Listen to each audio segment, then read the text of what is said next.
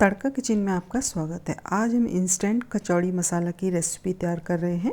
तो देखिए, इसके लिए मैंने ये आधा कप उड़द की दाल है। इसको पहले मैंने अच्छे से कपड़े से पोंछ लिया था। पोंछने के बाद एक कढ़ाई में ऐड कर देंगे और इसको करीब 4-5 मिनट रोस्ट करना है, ड्राई रोस्ट करना है। और ये अच्छे से देखिए भुन जाएगी। भुनने के बाद में इसमें 2 चम्मच इसमें मैंने धनिया और 1 चम्मच इसमें मैंने सौंफ और आधा चम्मच इसमें मैंने जीरा, इन सब चीज़ के दाने ऐड कर दिए। 1 चम्मच इसमें मैंने ब्लैक पेपर यानी कि काली मिर्च भी ऐड कर दी है। और बस अच्छे से इसको भी भून लेंगे 2-3 मिनट के लिए। और ये जब अच्छे से भून जाएगा तो ये इसको ठंडा करने के बाद मिक्सी के जार में ऐड कर देंगे और इसका एक पाउडर फॉर्म तैयार कर लेंगे।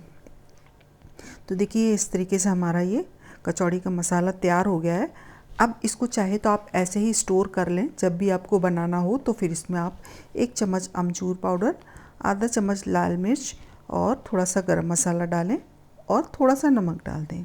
और इन सब चीज़ों को मिक्स करके थोड़ा सा पानी डाल देंगे और ये हमारा बढ़िया सा कचौड़ी का मसाला बनकर तैयार हो जाएगा।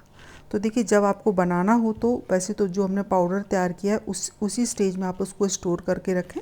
और जब भी बनाना हो तो आप इस तरीके से इसमें नमक और अमचूर, ये सारे जो मसाले मैंने बाद में ड्राई डाले हैं उनको ऐड करके थोड़ा सा पानी डालकर इस तरीके से इसका कचौड़ी का मसाला तैयार कर सकते हैं। तो बस इसको थोड़ा सा मिक्स कर लेंगे और ये हमारा पानी डालने के बाद में इस तरीके से बनकर तैयार हो जाता है।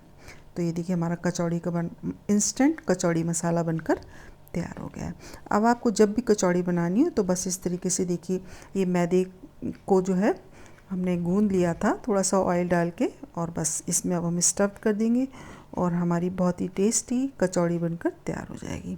तो भाई, ये इंस्टेंट कचौड़ी मसाला है।